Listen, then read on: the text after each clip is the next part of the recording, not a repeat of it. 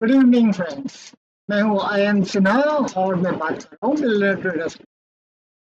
आज तारीख है 8 जुलाई 2025। कैसा रहा आपका ट्रेडिंग का दिन? तो फिर से लाया हूँ मैं वीडियो निफ्टी के एनालिसिस के साथ।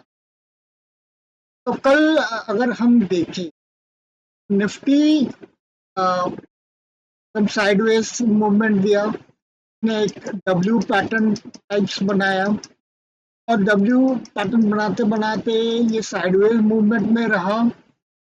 बोथ बियर्स एंड बुल्स की स्ट्रेंथ में थे और ऑलमोस्ट एक ही जगह पे जाके जहाँ पे फ्राइडे में क्लोज हुआ था वहीं पे निफ्टी मंडे को भी क्लोज हुआ। अगर हम एक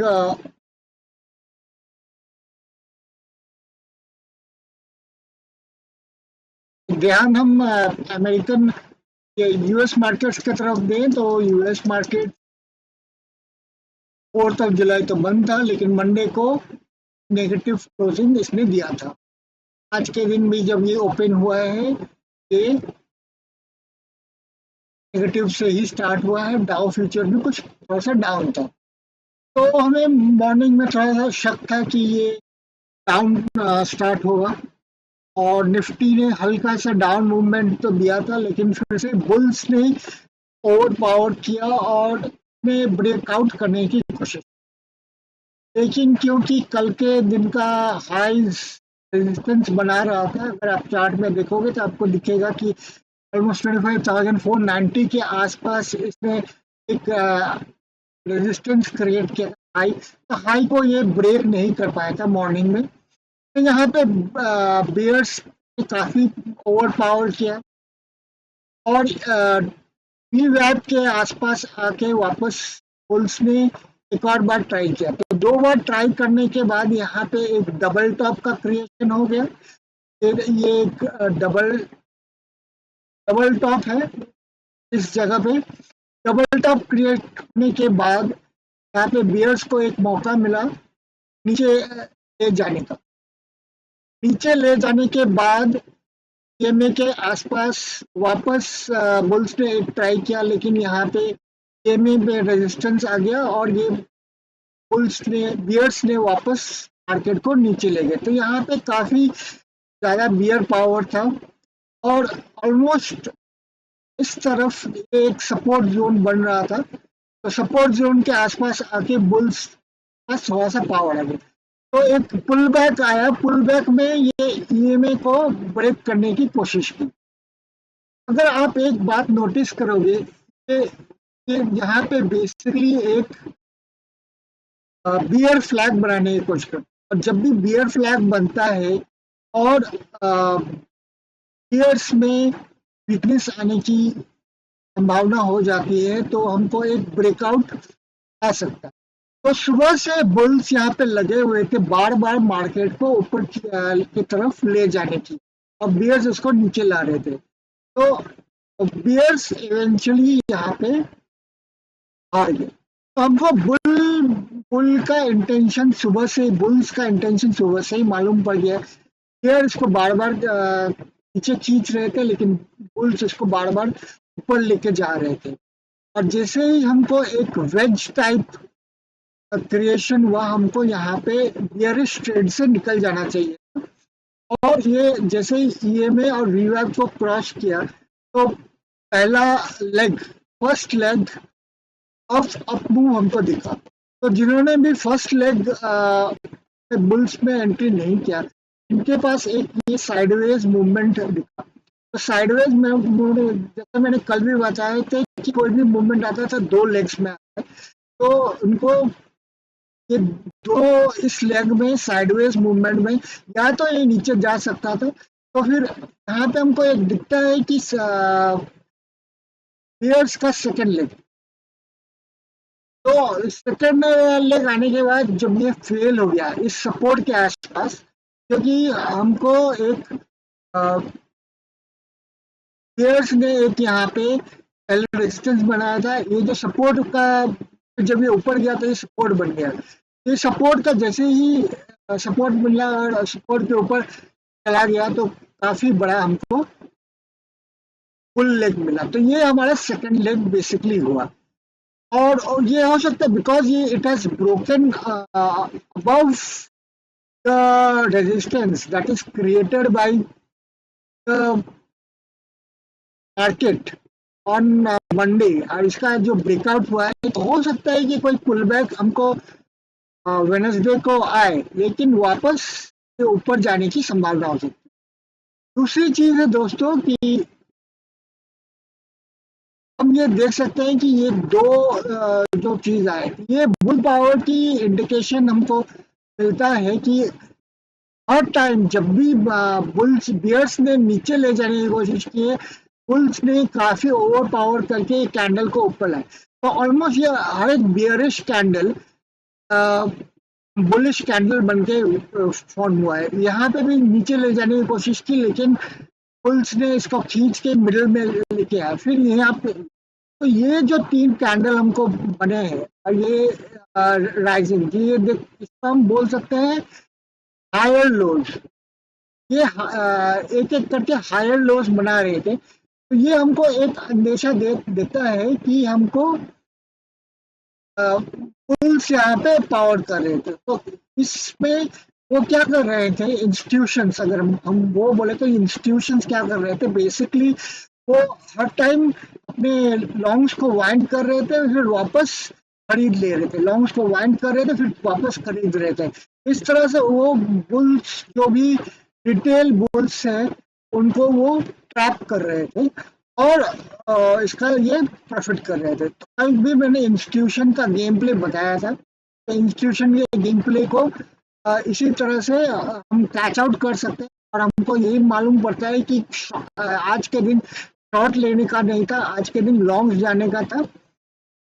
मैंने बेसिकली ये बात अपने ट्विटर हैंडल में अभी बताई थी कि किस तरह से अगर जो मेरे ट्विटर को फॉलो कर रहे हैं तो उनको ये मालूम पड़ जाएगा कि मैंने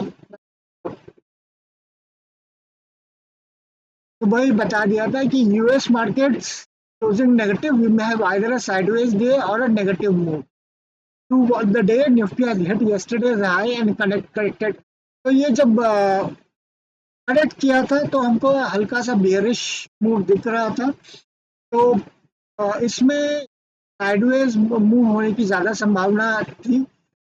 तो हम देख सकते हैं कि निफ्टी में ये चल के साइडवेज मूव दिया था।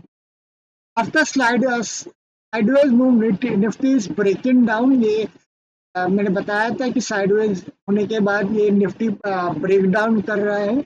मैंने ये सारे बातें इंस्टाग्राम में भी दी हैं। जो जो मुझको फॉलो करना चाहते हैं इंस्टाग्राम में फॉलो कर सकते हैं, जो ट्विटर में या फिर एक्स में फॉलो करना चाहते हैं वो में फॉलो कर सकते हैं। फिर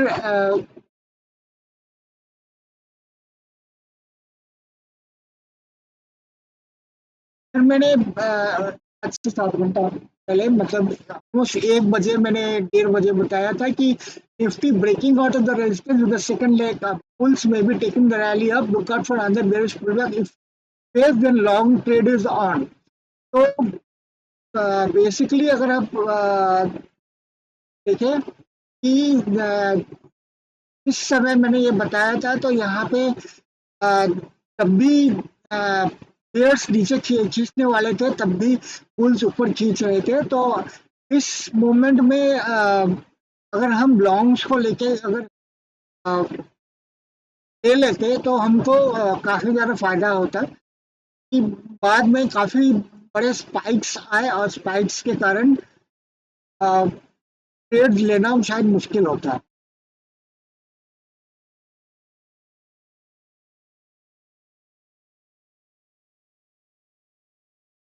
और मैंने 1250 को भी बताया था कि गेम्स के प्ले करते हैं, जैसे ही नीचे लेके गए वापस उन्होंने ऊपर खींच लिया, ताकि बुल्स में काफी स्ट्रेंथ है। बुल्स एट दिस मोमेंट 1 बजे के आसपास काफी 60 के ऊपर RSI था, ये EMA के ऊपर थे, तो इनके पास काफी स्ट्रेंथ था to take the market up, उन्होंने कुछ साइडवेज लेके गए। At that time bulls and bears दोनों ही काफी स्ट्रांग थे। तो दोस्तों ये था मेरा एनालिसिस ऑन। अगर आप कल का हाल देखना चाहते हैं तो आप देख सकते हैं कि कल सुबह आप देख सकते हैं इंडिया विक्स भी 12.0 में है। Infosys, Wipro, ICICI bank, HDFC and Reliance सबके एडीआर पॉजिटिव है। तो मेरा एक्सपेक्टेशन है कि कल मॉर्निंग तक ये पॉजिटिव ही रहेंगे। विक्स में भी काफी गिरावट आई है।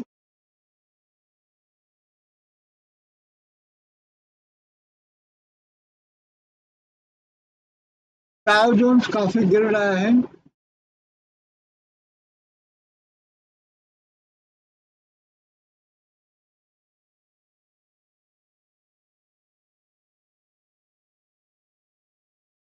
और यूएस डॉलर में काफी थोड़ा सा इंक्रीज है, ये हमारे लिए बेयरिश हो सकता है। But at end of the day कल कल क्या होगा ये हमको देखना पड़ेगा। तो दोस्तों इसके साथ ही थोड़ा सा छोटा सा इंफॉर्मेशन कि क्रूड ऑयल जब तक बढ़ता रहेगा और गोल्ड प्राइसेस जब तक नेगेटिव रहेंगे मार्केट में, उनको प्रॉपर इंफॉर्मेशन रहेगा। डेली चार्ट्स को अगर हम देखें तो डेली चार्ट्स में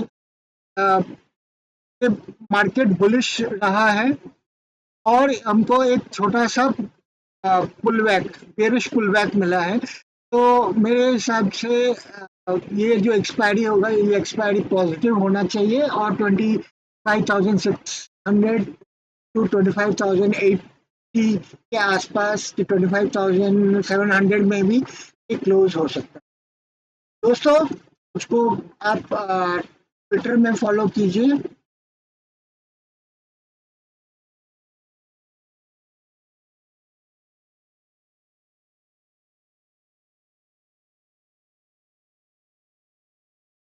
यहाँ पे मैं डेली अपडेट्स देता हूँ। मेरा ट्विटर आईडी है ट्रेडर बिलियनर। और अगर आप मुझको इंस्टाग्राम में फॉलो करना चाहते हैं, इंस्टाग्राम में trader underscore billionaire. Thanks a lot दोस्तों। मैं आपसे फिर वापस कल मिलूंगा with my analysis of the market. Thanks friends for watching my video. Kindly like, share and subscribe to me on my YouTube channel.